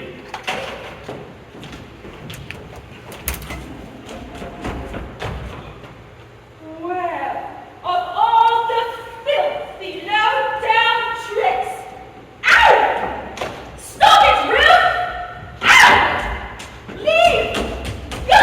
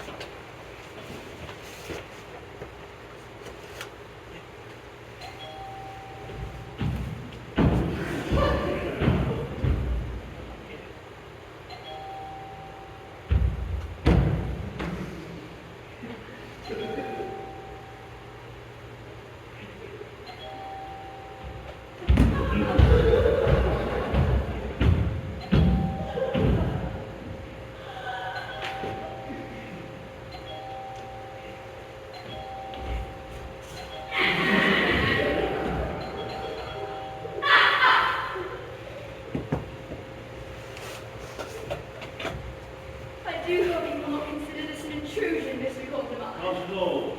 Please, sit down, won't you? Thank you. Would you like any coffee or liqueur? Oh, no, thank you. I have become Mr. Condomine. Yes. I felt a tremendous urge, like a rushing wind, so I popped on my bike, and here I am. Well, it is very kind of you. I feel so badly like this, you know. Please, Madam Arcati, there's no necessity for that. I allowed myself to give you a hug the other day with your late wife and regretted it ever since. Madam Arcati, Mine is the shame, mine is the blame. I shall never forgive myself. you told my wife distinctly that there was nothing whatever to be done. Above and beyond the initial unfortunate mistake, I see no reason for you to reproach yourself. I threw up the sponge! In a moment of crisis, I threw up the sponge when I should have thrown down the gauntlet. Never mind. I do mind. I mind with every fiber of my being. I take it we are alone. My first wife is upstairs lying down. The funeral exhausted her. I imagine that my second wife is with her, but of course I have no real way of knowing. Have you noticed any difference in texture of your first wife since the accident? She seems as much as usual. That was that out. I'm afraid I don't understand. Oh, nothing really. In the 19th century, there was a theory that a ghost who had participated in the death of a human being would be disintegrated automatically. How do you know that Elvira had anything to do with Ruth's death? It came to me, Mr. Condomine. It came to me in a blinding flash. I had just finished my Ovaltine and turned out the light tonight, where I suddenly started up in bed with a loud cry. Great Scott! I said, I've got it! After that, I started to put two and two together. And at 3 in the morning, with my brain fairly seething, I went to work on my crystal. But it wasn't very satisfactory, cloudy, no. There's nothing whatever to be done. But there is. There is! I have found a formula, and here it is. I copied it out of Edmondson's Witchcraft and its byways. What the hell are you talking about? Pluck up your heart, Mr. Condomine. All is not lost. Now see here, You Madam. are still eager to dematerialize your first wife, I presume? Of course I am. I'm perfectly furious with her. But what? But she's been rather upset the last few days, what with one thing and another. Ruth hasn't left her side for a moment, so she's been having a rather hard time. Your delicacy of feelings does you credit, but I must say, and please forgive my bluntness, that you are a damn fool, Mr. Condomine! You are free to think whatever you like. Now, don't get on your high horse. I have here a formula that I think will get rid of her without hurting my feelings in the least. It is extremely simple. It only requires complete concentration from you and a light trance from me. Madam Arcati, I would rather not. Sure! What's the matter? What is she doing here? She came to offer me her condolences. They should be. Congratulations. I really wish you would not speak like that, Elvira. It is in the worst possible taste. Madam Arcati, I would like to introduce you to my first wife, Elvira. How do you do? What does she want, Charles? Send her away. Where in the room is she at the moment? She's moving about rather rapidly, but I'll let you know when and where she settles. She's the one who got me here in the first place, isn't she? Yes. Well, tell her to get me away as soon as possible. I can't stay at this house 1 minute. Don't be childish, Elvira. Not being childish, I mean it. How curious. I smell ectoplasm rather strongly. What a disgusting thing to say. This is wonderful, wonderful. Where is she now? Here. Are you happy, my dear? Tell a silly old bitch to mind her own business. Was the journey difficult? Are you married? She's dotty. Madam Arcati. This is so splendid. For God's sake, Charles, get her away. I want to talk to you. Madam Arcati. Hold on a minute. I can sense the vibrations. I've almost been going down. Oh, this is so splendid. Go on, Elvira. Her little encouragements. Don't be a spoiler sport. If you promise you'll get her into the other room. All right.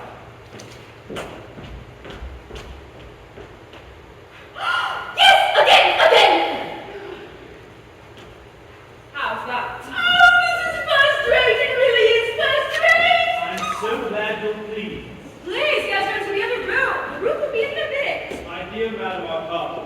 Would you find it most frightfully rude if I were to ask you to step into the dining room for a moment? My first wife wishes to speak to me alone. Very well. Could you hand me my bag, please? I'll take it. Here you are. Oh, you little darling.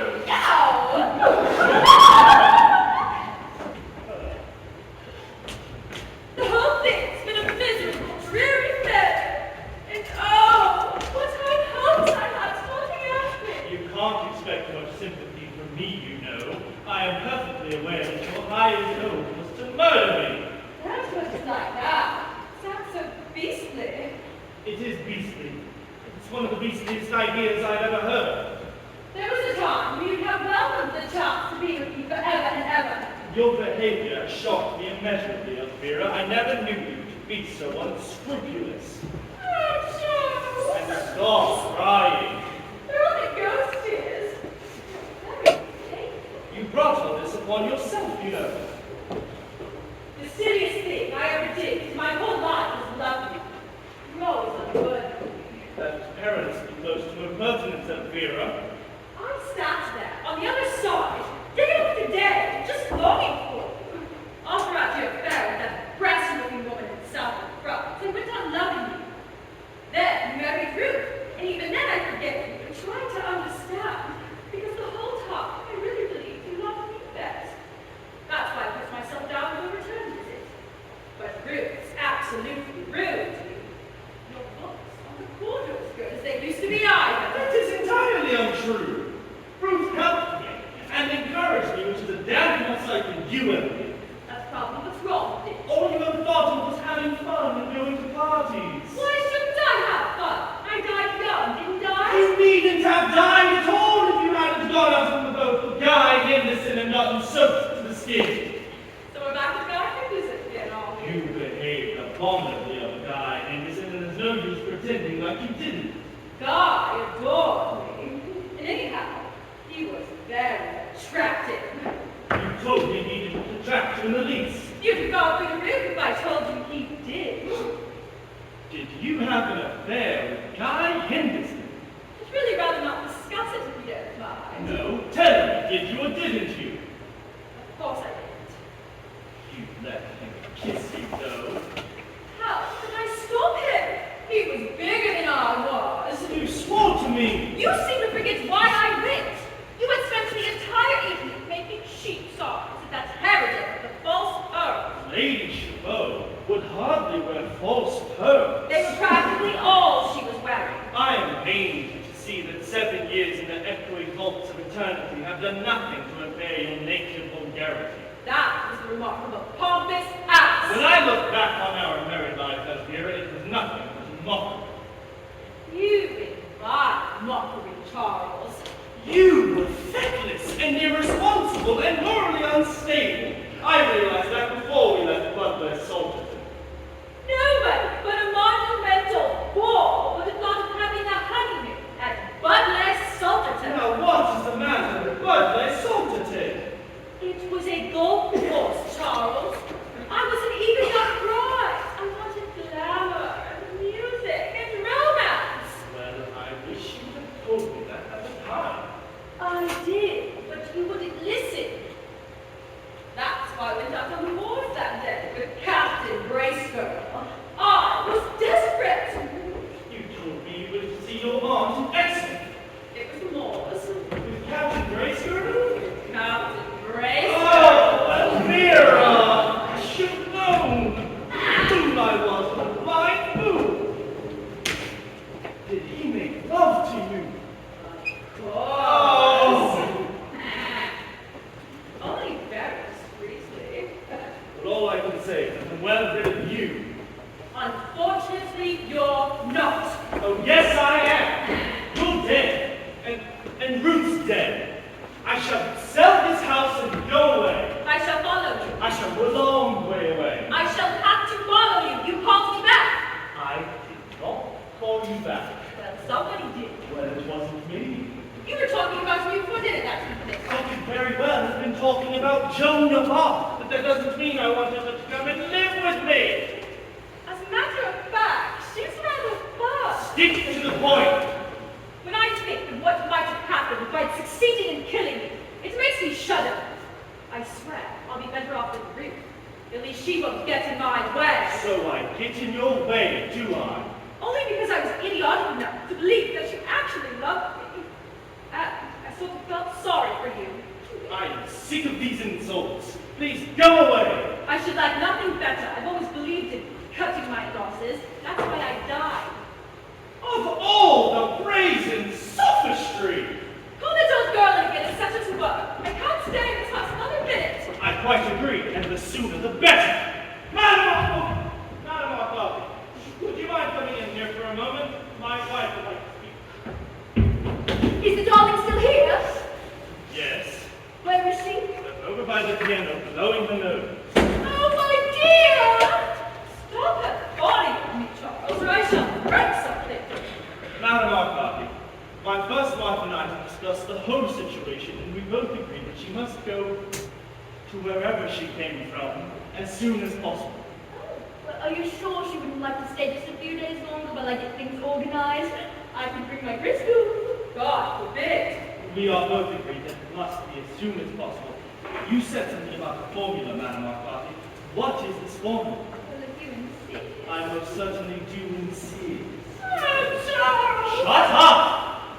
I cannot guarantee anything. I shall try my best, but it might not work. What is the formula? Nothing more than a little bird, really. Fell into disuse in the 17th century. I shall need some pepper and salt. We have pepper and salt in the dining room. I shall go and fetch it. Really should have shepherd's wort and frog's legs, but I'm sure I can manage without.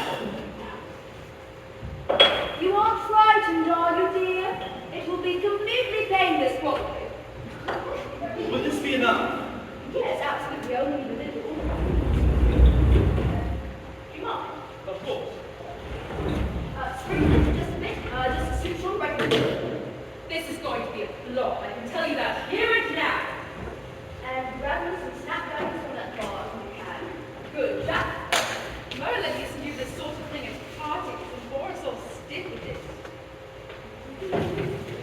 The gramophone. Not use the same record as before, I think. I'll get it. Whatever you think is best, Madam Arcati. Oh, if only Mr. Emsworth from the Society for Psychical Research could see this! Don't start it just yet, darling. Mr. Condomine, sit at the table, please. Place your hands on it downwards, but don't put your fingers in the pepper. I shall turn off the lights and... Oh, shucks, I nearly forgot it. One triangle, one half circle, and one little dot there. Could you ask your wife to lie down on the sofa, please? Go on, Elvira. She's a complete fairy. Those ladies are evil. Concentrate. Try to think of nothing. Yes, quite right. Arms at the sides, legs extended. Steady breathing does it. 1, 2. Is she comfortable? Are you comfortable? No. She's quite comfortable. Now, Mr. Condomine, I may have to go into a mud trance, but if I do, please pay me no mind. Now, the gramophone, and away we go!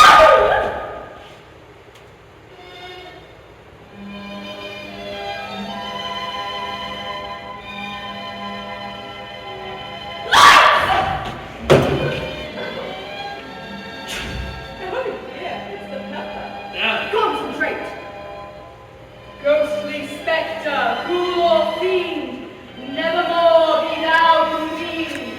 Shepherd's bird and holy right, banish thee into the night. What a disagreeable little verse. Be quiet. Is anyone there? Is anyone there? 1 rat for yes, 2 rats for no. Now then, is anyone there? What? Dear, is that you? I'm so sorry to bother you, dear, but Mrs. Condomine wishes to return. And now then, Darby, did you hear me? Good. Can you help us? Oh, Mrs. Condomine, hold on! It's time to break away! Oh!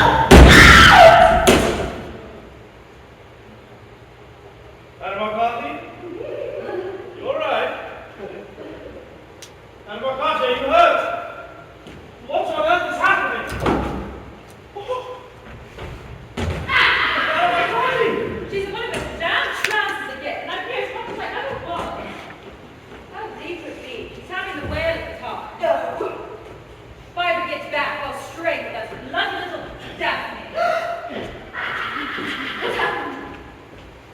something happened. Something happened, I felt it. You fell over, that's all that happened.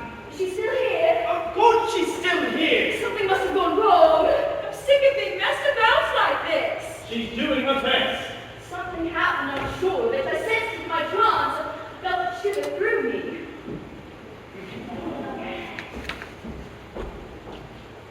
But what's it for all, Charles? What the hell does this mean?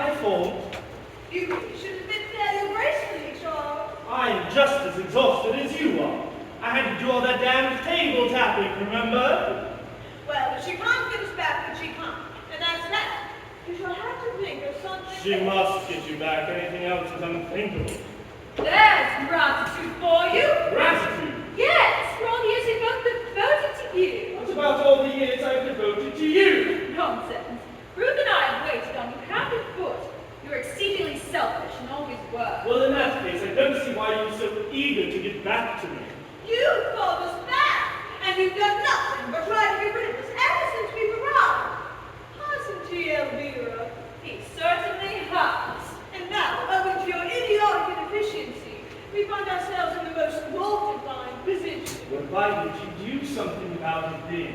Why didn't you just go back on your own? You know perfectly well that we can't. You must know someone or something on the other side who can help you. I've only been there 2 days. That's Elvira. Already told you, it's no use. The impetus has got to come from here. Perhaps Charles doesn't want us to go quite enough. I most certainly do. Well, you must have a very weak will then. I always suspected it. Well, it's no use arguing any longer. Wake up, Madame Arcati. Please, not another seance. Please wake up, Madame Arcati. Shame. I don't want to upset her.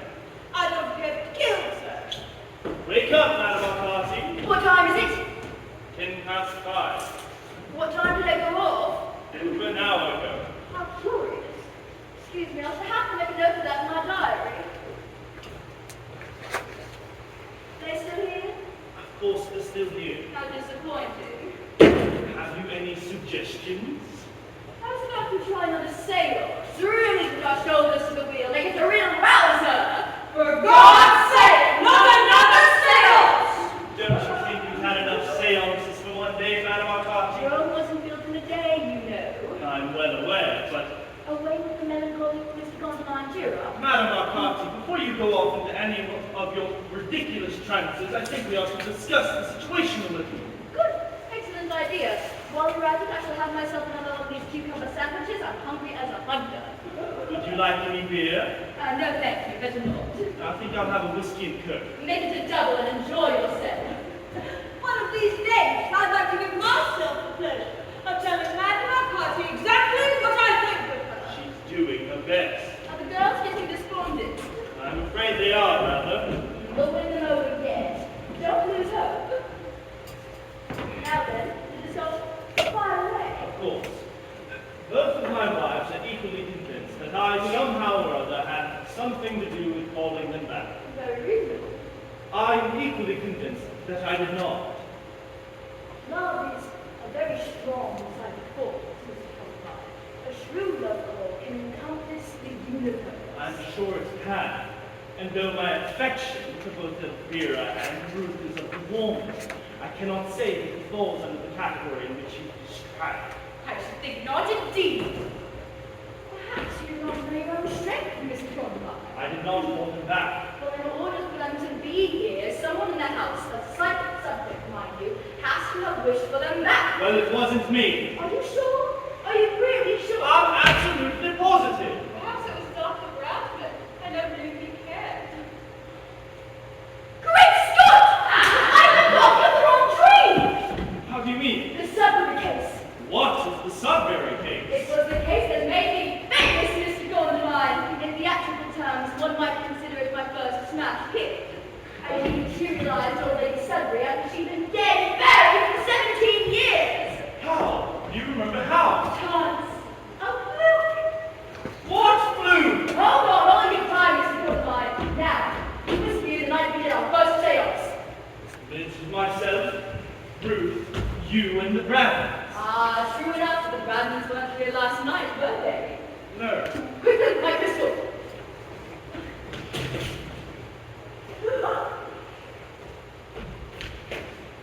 Ah, damn it, Penny, give me the pin. It's there now. It's there again. What's there again? A white bandage. Hold on to a white bandage. I haven't got a white bandage. Hush up. She's too good, you know. She ought to be in a circus. Be you in nook or cranny, answer me. Be you in still room or closet, answer me. Be you behind the panel, beneath the stairs, above the eaves, waking or sleeping, answer me! That'll do it, round Dutchman. Do what? Wait. Oh, don't let her know about throwing any more troughs.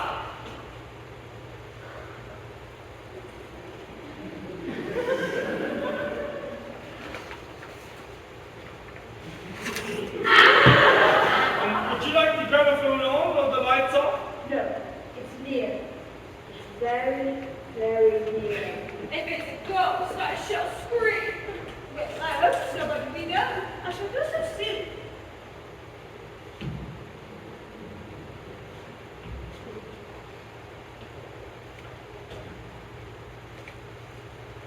Did you ring, sir? No. What, sir? I could have sworn I heard the bell of somebody calling. I was asleep. The white bandage. Go to Madame Arcati, Edith. It's quite all right. Come here, child.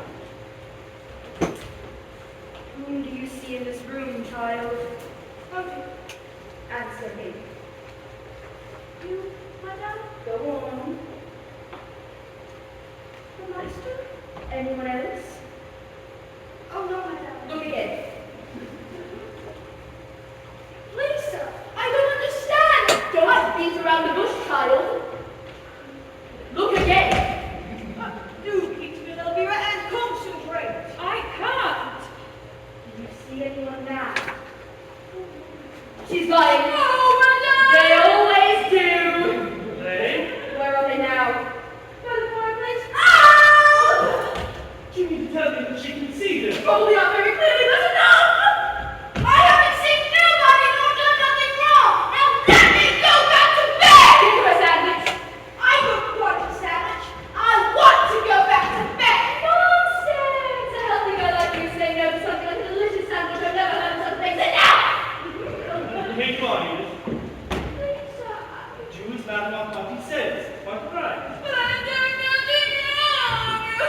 says that you have. If she, because of all this investment, I'll give her a week's notice tomorrow. You may not be here tomorrow. Look, Edith.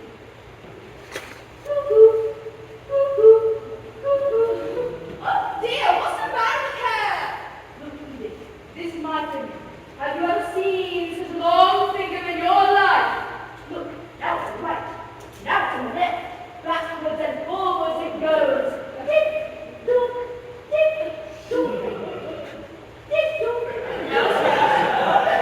Oh, do be quiet, you'll spoil everything. Oh, she's on my mind. Off? She's a natural psychic subject. Could you ask your wife to stand next to each other, please? Where? Oh, there by you. Ruth, Elvira. I resent being ordered about like this. I don't like any of this at all. I feel very peculiar. I'm afraid I must insist. It would serve you right if you flatly refused to do anything at all. Are you sorry for having been so mischievous, Edith? Oh, yes, madam. You know now what you have to do, don't you, Edith? Oh, yes, madam. I have a feeling, whatever it is, that it's going to work. Joe, say goodbye. Tell them to stop for a minute. There's something I want to say before I go. But you should have thought of that before now. What all could mean? I'm precious. Listen to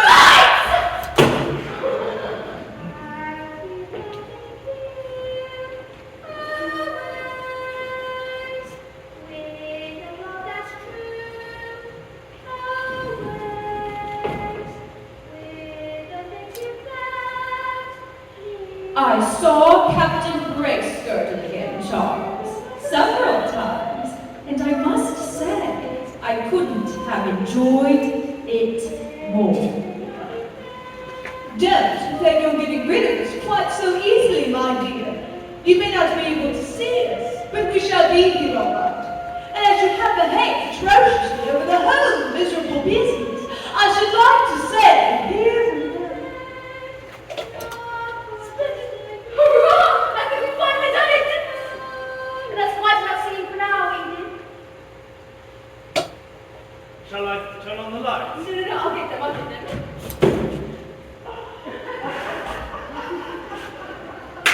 They've gone! They've really gone! Yes, I think we've finally done it now! Wake her up or something! She might bring them back! Oh, wait, good heavens! Where am I? It's quite all right, Edith. You can head back to bed now. Why? But it's morning. I know it is.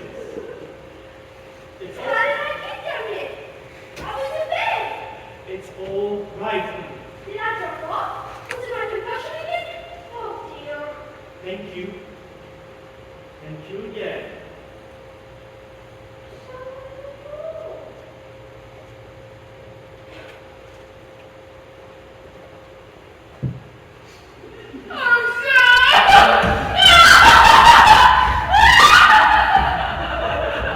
What on earth did she mean by that? Golly, night. Would you like to stay here, Madam Arcati? There's the spare room, you know. No, thank you. Each to his own nest.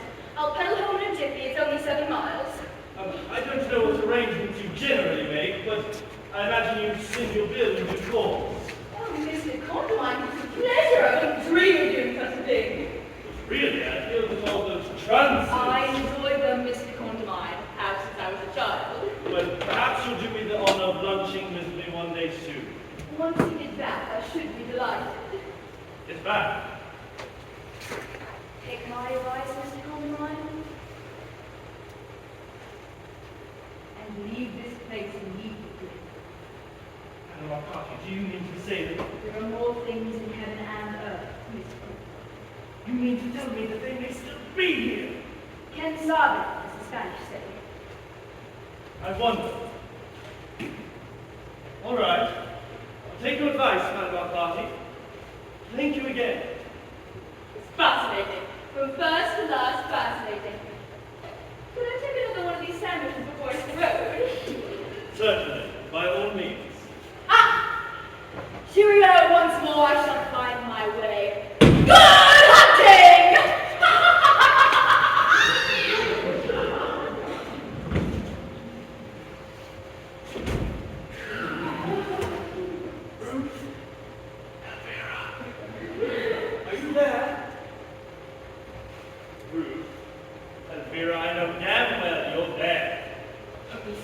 I'm taking this opportunity to say that I'm going away.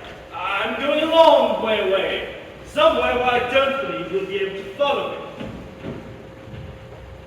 Despite what Elvira says, I don't believe that ghosts can travel over water.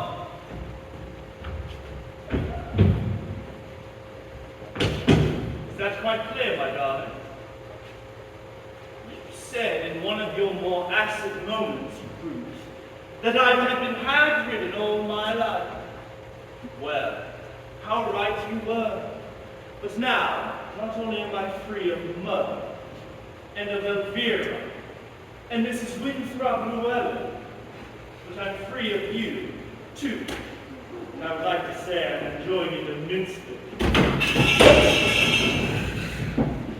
You were very silly, Elvira, to think that I didn't know about you and Captain Greyskirdle.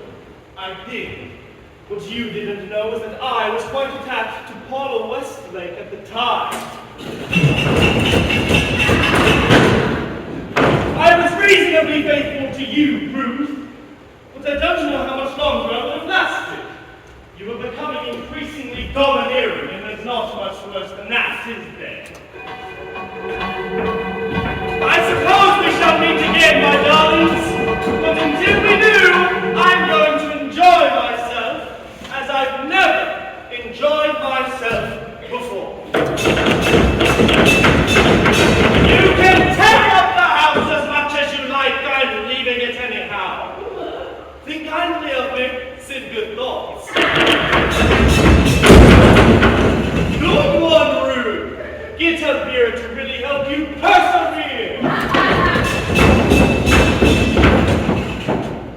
Again, my darlings, parting is such sweet sorrow.